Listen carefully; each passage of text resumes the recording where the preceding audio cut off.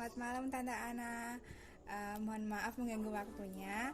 Di sini saya akan mengadakan sosialisasi dan survei mengenai perpajakan, terutama mengenai hak dan kewajiban perpajakan. Untuk sebelum memulai survei, saya akan menjelaskan terlebih dahulu mengenai perpajakan sendiri. Kalau ngomongin soal pajak, ada pepatah mengatakan bahwa kalau di dunia itu tidak ada yang pasti kecuali pajak dan kematian. Ini tuh sejalan sama definisi dari perpajakan sendiri. Pajak itu kan kontribusi wajib yang bersifat memaksa. Berarti semua orang tuh pasti akan berurusan sama yang namanya pajak. Kalau wajib pajak sendiri itu kan ada dua, yaitu wajib pajak pribadi sama wajib pajak badan. Terus kalau hak dan kewajiban perpajakan sendiri itu ada banyak. Hak perpajakan itu salah satunya itu wajib pajak itu berhak untuk pemeriksaan, berhak untuk kelebihan pembayaran pajak, lalu ada berhak untuk kerahasiaan datanya, berhak untuk pembebasan pajak, dan masih banyak lagi. Lah kalau untuk kewajibannya sendiri itu ada 4. Yang pertama itu wajib mendaftarkan diri kepada DJP, nanti akan memperoleh NPWP, lalu memberikan data, ada membayar, melaporkan, memungut, dan memotong pajak, lalu ada pemeriksaan. Buat mempersingkat waktunya aja, di sini langsung mau mulai surveinya. Mohon kesediaannya untuk mengisi survei. Yang pertama mau minta data diri terlebih dahulu, yang terdiri dari nama lengkap. Boleh tahu nama lengkapnya? Nama lengkapnya Bintiana Susanti. Untuk usia? Dia 41 tahun. Untuk pendidikan terakhir? Pendidikan terakhir spesialis SP1 ya.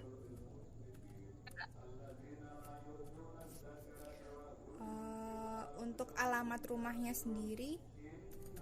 Pucang Rejo, Ngomong, Kendal.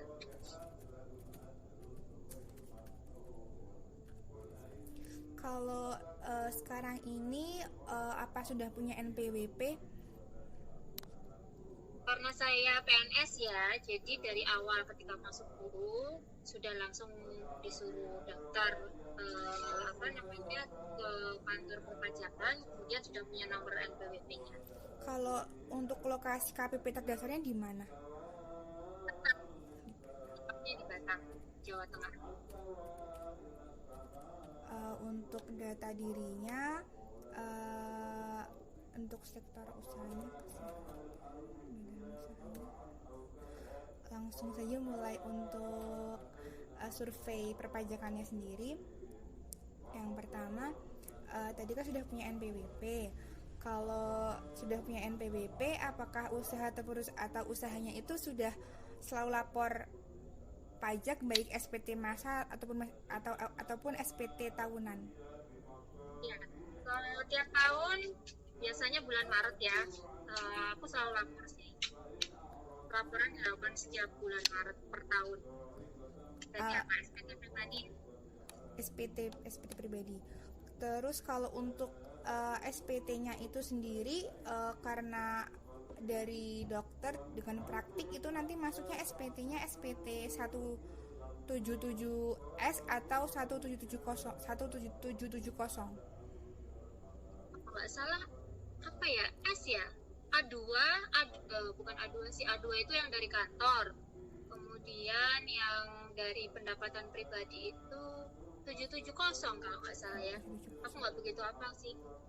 Kalau dari usahanya sendiri, apakah sudah punya staf khusus bagian pajak? Nggak ada, pajak dilakukan sendiri, dihitung sendiri. Terus kalau selama ini apakah sudah mengetahui mengenai tata cara perhitungan, penyetoran, pelaporan pajak usahanya?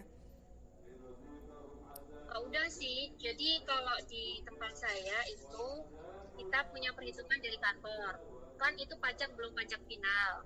Jadi kita individu-individunya, dokter-dokternya itu harus ngitung yang pajak final. Jadi akhirnya kita menghitung sendiri. Kalau menghitung sendiri kan otomatis harus tahu caranya. Dan kebetulan tiap tahun kita udah tahu caranya. Berarti dari kantor sendiri selalu mengadakan sosialisasi perpajakan untuk pelaporan SPT? Nggak setiap kali sih, tapi ada staf khusus yang misalnya kita kesulitan untuk perhitungan dan sebagainya, kita bisa konsultasikan ke orang tersebut. Biasanya kayak gitu. Pertanyaan terakhir, apakah perusahaan atau usahanya memerlukan pendampingan pada saat penghitungan dan pelaporan perpajakan?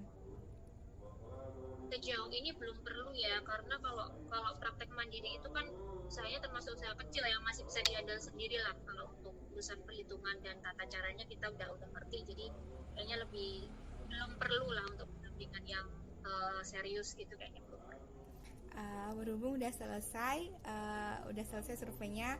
Terima kasih sekali untuk waktunya dan kesediaannya untuk mengisi surveinya. Saya mengucapkan terima kasih kepada Tante Ana. Maaf mengganggu waktunya. Selamat malam. Selamat malam. Assalamualaikum warahmatullahi wabarakatuh. Waalaikumsalam warahmatullahi wabarakatuh. Selamat malam Om Nunung. Mohon maaf mengganggu waktunya. Di sini saya akan mengadakan sosialisasi dan survei perpajakan mengenai hak dan kewajiban perpajakan. Sebelum memulai survei, di sini saya akan menjelaskan mengenai perpajakan sendiri. Jadi kalau ngomongin soal pajak, ada pepatah yang mengatakan bahwa di dunia ini tidak ada yang pasti kecuali pajak dan kematian. Ini tuh sejalan dengan pengertian dari perpajakan sendiri. Jadi pajak itu kan kontribusi wajib kepada negara yang terutang oleh pribadi atau badan yang bersifat memaksa berdasarkan undang-undang. Jadi setiap orang itu pasti nggak akan lepas dari namanya perpajakan. Kalau wajib pajak sendiri kan ada dua, yaitu wajib pajak badan sama wajib pajak pribadi. Kalau untuk hak dan kewajiban perpajakan itu ada banyak. Salah satu hak wajib pajak itu seperti wajib pajak itu berhak untuk pemeriksaan, berhak untuk kelebihan pembayaran pajak, berhak untuk kerahasiaan data dan pembebasan pajak dan masih banyak lagi. Kalau untuk kewajiban perpajakan sendiri itu ada 4. Yang pertama mendaftarkan diri, yaitu nanti memperoleh NPWP, memberikan data, membayar, melaporkan, memungut, dan pemeriksaan. Jadi untuk mempersingkat waktunya, di sini langsung saja saya akan memulai survei mengenai perpajakan sendiri. Yang dimulai, saya ingin meminta data dirinya yang terdiri dari boleh tahu nama lengkapnya. Ya, nama lengkapnya Hajar Nugroho. Hajar Nugroho. Untuk usia 38 tahun. Untuk pendidikan terakhir S1. Untuk pekerjaan atau jabatan sendiri Wira swasta. Untuk wirausaha ini. Untuk alamatnya Jalan Mangga 3 nomor 6 Purin Kendal. Kalau kan ini apakah sudah punya NPWP? Sudah. Kalau untuk NPWP-nya lokasi KPP terdaftarnya di mana? Di KPP Batang. Kalau untuk sektor usahanya sendiri ini di bidang pendidikan. UMKM pendidikan. Oke, ini saya mulai langsung ke surveinya. Apakah sebelumnya sudah mengetahui mengenai tentang hak dan kewajiban perpajakan di Indonesia? Sudah pernah dijelaskan oleh Pak Onya. Okay. Untuk usahanya apakah selalu lapor pajak baik SPT masa maupun SPT tahunan? Kalau saya SPT tahunan, SPT masa nggak pernah. Alasannya kenapa? Kalau boleh tahu? Karena nggak dijelasin, hanya dulu AO-nya hanya memberikan sosialisasi, yang penting bayar pakai billing bulanan, terus nanti tahunan setiap Maret SPT tahunan gitu aja sih. Jadi selama tidak pernah tidak nunggak, tidak dapat surat. Jadi ya udah gitu aja kalau saya. Kalau SPT-nya berarti pakai 177S atau 177. Kurang kurang hafal aku. Yang penting kalau kalau kewajibannya aku PPh 29 sama PPh 24 lah ya. Terus intinya kalau bayar bulanannya UMKM bruto. Terus apakah usahanya sudah punya staf khusus bagian perpajakan sendiri? Belum. Alasan Belum karena kecil. Selain itu, apakah sudah mengetahui mengenai tata cara perhitungannya seperti apa, penyetorannya dan pelaporan perpajakan usahanya? Perhitungannya dibikin aja, kadang naik kadang turun sesuai dengan AO-nya. Pertanyaan terakhir nih Om, apakah usaha perusahaannya memerlukan pendampingan pada saat perhitungan dan pelaporan perpajakan?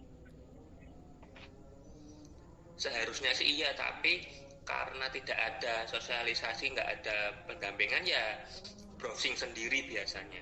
Sendiri, oke. Sudah selesai Cari untuk tahu sendiri. makasih sudah selesai mengenai surveinya. Terima kasih saya ucapkan sudah meluangkan waktunya dan merepotkan. Mohon maaf mengganggu waktunya. Terima kasih Om. Selamat malam. Assalamualaikum. Waalaikumsalam warahmatullahi wabarakatuh. Anak-anak, mohon maaf mengganggu waktunya. Di sini saya akan mengadakan. Assalamualaikum Pak. Mohon maaf sebelumnya. Assalamualaikum. Perkenalkan, nama saya Desi Pratiwi Adila Hornisa. Di sini saya akan melakukan sosialisasi dan survei perpajakan. Sebelumnya saya ingin menjelaskan terlebih dahulu mengenai perpajakan tersendiri. Jadi untuk pajak itu kan wajib pajak itu ada dua. Yang pertama wajib pajak pribadi dan badan. Untuk haknya itu kan ada sekitar 12 hak perpajakan. Salah satunya adalah bahwa DJP itu menjaga kerahasiaan dari wajib pajak. Untuk wajib pajak badan sendiri itu kan dibedakan ada 5 macam. Ada badan itu seperti contoh kayak CV, PT, dan firma. Ada joint corporation, ada kantor perwakilan perusahaan dari perusahaan lain, dari kantor perusahaan dari cabang luar negeri, bendahara, dan penyelenggara kegiatan. Untuk kewajibannya itu kan seperti mendaftar, memberikan data, memungut pajak, dan pemeriksaan. Di sini tuh saya akan melakukan survei perpajakan mengenai CV. Untuk sebelumnya saya ingin meminta data diri dari wajib pajak, apakah boleh Pak? Wajib boleh Pak. Untuk saya ingin minta data diri dulu dari perkenalan dulu ya Pak ya. Untuk namanya Bapak tersendiri siapa ya Pak? Nama Ahmad Muzakir Pak. Ahmad Muzakir. Untuk usianya berapa tahun Pak sekarang? 31 Pak. Untuk nomor HP-nya boleh saya nomor HP-nya yang pakai yang ini ya Pak ya. Kalau pendidikan terakhir Pak? Pak. Untuk pekerjaannya di sini sebagai apa atau jabatannya sebagai apa Pak? Sebagai administrasi Mbak, staf administrasi Mbak. Untuk alamat Bapak sendiri sekarang berada di mana Pak? Di Ketapang RP 24 RW 8. Kalau CV-nya itu sudah punya NPWP tah Pak sekarang? Sudah punya semua Mbak. Kalau lokasi KPP terdaftar CV-nya itu di mana Pak? Lokasi KPP terdaftar di NPWP-nya? Di Pratama Batang. Lalu untuk sektor usaha badannya itu di bidang apa ya Pak? Jasa konstruksi. Kalau nama badan usahanya? CV Rapi Karya Mandiri.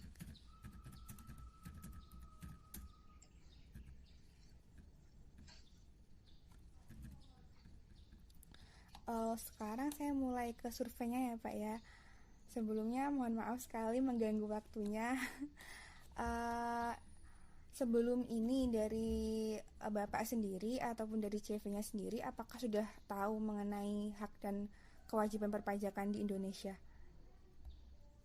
Ya, sebagian tahu, Mbak. Kalau dari usaha atau CV-nya itu, apakah selalu lapor pajak baik SPT tahunan ataupun SPT masa ya Pak? Laporan terus, Mbak. Kalau untuk alasannya sendiri, kenapa Pak? Kenapa lapor tiap tahun gitu? Kenapa rajin lapor? Itu kan wajib, karena untuk PPN kan wajib, karena kan untuk badan usaha yang sudah kena PKP, pengenukuan kena pajak, itu harus lapor setiap bulannya. Bila tidak kelaporan pajak, akan kena denda Rp500.000. Oh, berarti kena denda ya Pak? Kalau Ya, telat lapor gitu. ya, untuk PPN itu kena denda 500.000 untuk 1 bulan. Untuk SPT tahunan itu batas waktunya itu sampai tanggal 31 April 2012 untuk masa tahun 2021. Untuk dendanya itu 1 juta. Kalau dari perusahaan atau CV-nya sendiri untuk bagian perpajakan apakah ada staf khususnya Pak? Udah ada, saya sendiri.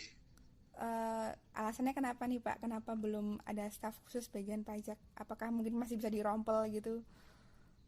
Bisa, Mbak, karena bisa sudah ada kan setiap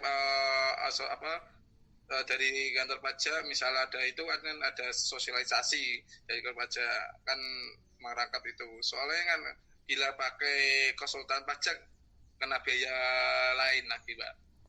Kalau kena biaya lainnya itu biasanya berapa Pak? Kalau pakai jasa konsultan? Kurang begitu paham masalah itu. Kalau itu kebanyakan untuk PT itu kan sebabnya kan ada sistem audit sama apa jenis saya lupa itu. Seperti apa jenis sebenarnya ada konsultan pajaknya itu untuk PT. Soalnya kan harus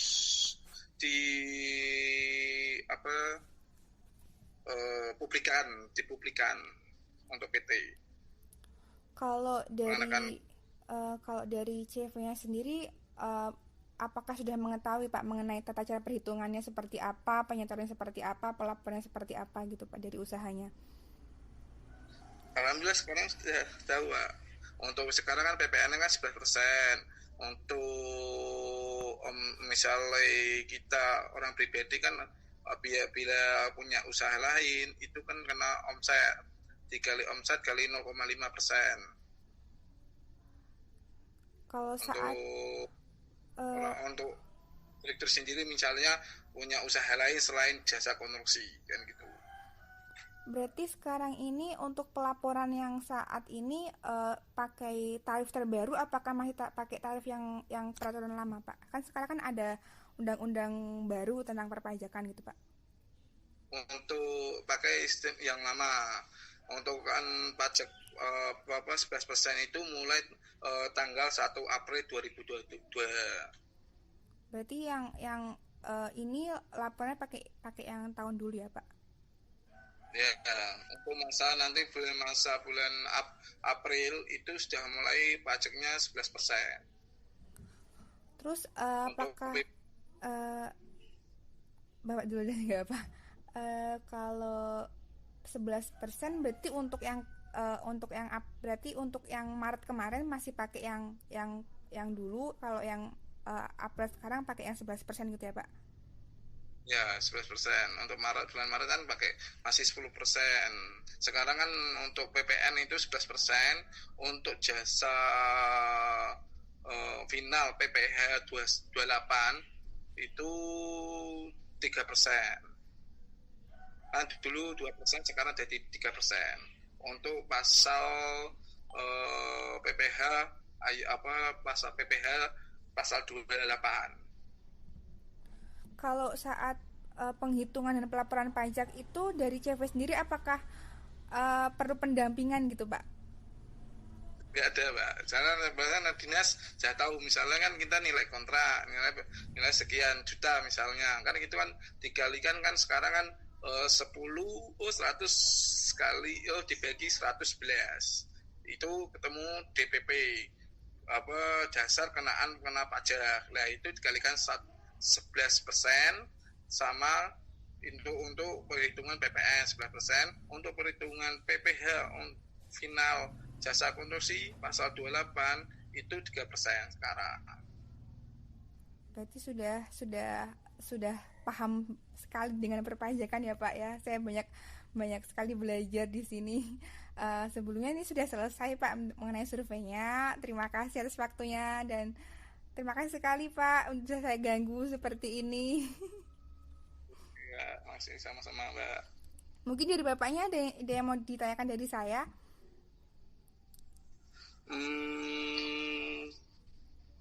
Masalah nggak ada sih, Mbak. Kemarin sudah konsultasi ke kantor pajak Pratama Batang, Mbak. Oh ya, baik Pak, terima kasih Pak atas waktunya. Saya akhir dulu ya Pak ya. Terima kasih Pak.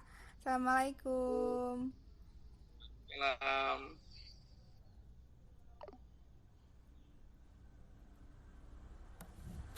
Ya, assalamualaikum warahmatullahi wabarakatuh. Selamat malam Vira. Selamat malam Kak Desi. Oke, di sini sebelumnya aku mau ngucapin terima kasih karena udah disempetin waktunya, malam-malam juga disempetin. Aku di sini mau ngadain sosialisasi sama survei mengenai perpajakan, terutama yang berhubungan mengenai hak dan kewajiban. Kalau ngomongin soal pajak ya, aku langsung aja ya. Kalau ngomongin soal pajak, itu tuh pasti semua orang bakal berhubungan dengan namanya pajak. Ini kayak sesuatu pepatah mengatakan bahwa kalau di dunia ini itu nggak ada yang pasti kecuali pajak sama kematian. Ini tuh sejalan sama pengertian pajak sendiri. Itu kan pajak itu kan kontribusi wajib yang bersifat memaksa kan. Pasti dong semua orang tuh secara nggak sadar ataupun sadar bakal berurusan yang namanya dengan pajak. Contohnya ya, kalau kita beli barang misalnya bakal kena PPN gitu. Terus kalau untuk wajib pajak sendiri itu ada dua ya, ada wajib pajak badan sama pribadi. Terus kalau untuk hak dan kewajiban perpajakan itu ada banyak. Salah satu contoh hak kewajiban perpajakan itu seperti kayak wajib pajak itu berhak untuk kerahasiaan datanya, berhak untuk kelebihan pembayaran pajak, berhak untuk pemeriksaan, dan masih banyak lagi. Tapi kalau untuk kewajibannya itu ada 4. Itu yang pertama, wajib pajak itu berkewajiban untuk mendaftarkan diri di kantor perpajakan. Nanti kita bakal dapat NPWP, lalu memberikan datanya seperti kayak data penghasilan, data pribadi, ataupun yang ketiga itu kita itu wajib untuk membayar, melaporkan, memungut pajak. Lalu yang terakhir ada pemeriksaan. Oke, berhubung ini udah malam, untuk mempersingkat waktu aja, jadi aku langsung masuk ke survei aja ya. Untuk data pribadinya nanti gampang lah, aku bisa by text aja nggak apa ya. Oke. Yang mulai pertama ya, kalau aku mau nanya nih, kalau di sektor usahanya kan di sektor dagang ya berarti ya. Berarti CV-nya sekarang ini udah punya NPWP tah? Untuk NPWP sudah ada. Kalau boleh tahu, kalau lokasi terdaftarnya di mana nih? Untuk lokasinya sendiri ada di Kabupaten Batang. Aku mau tanya lagi, karena udah punya NPWP, apakah usahanya udah selalu lapor pajak baik itu SPT masa maupun SPT tahunan? Untuk lapor pajak kita tuh kan ya, karena itu kan merupakan kewajiban. Bagi kita ini sebagai warga negara Indonesia di mana pajak itu wajib. Jadi ya kita sebagai perusahaan dagang ini udah selalu melaporkan pajak kita. Waduh, mulia sekali ya Mbak ya. Lalu untuk usahanya sendiri nih, udah adakah staf bagian khusus perpajakannya sendiri? Untuk staf yang khusus di bagian pajak itu untuk saat ini belum ada ya. Karena untuk bagian pajak sendiri biasanya yang handle itu ada admin pajak itu digabung dengan Oke, jadi bisa bisa jadi nanti ataupun kapan bisa sendiri-sendiri gitu ya. pun saudara. Oke, yang ketiga nih, yang keempat nih, selama ini udah tahu nggak mengenai tata cara perhitungannya, penyetorannya, pelaporan pajaknya seperti apa gitu? Untuk tata cara dan juga ya bagaimana cara pembimbing udah ada pembimbing dalam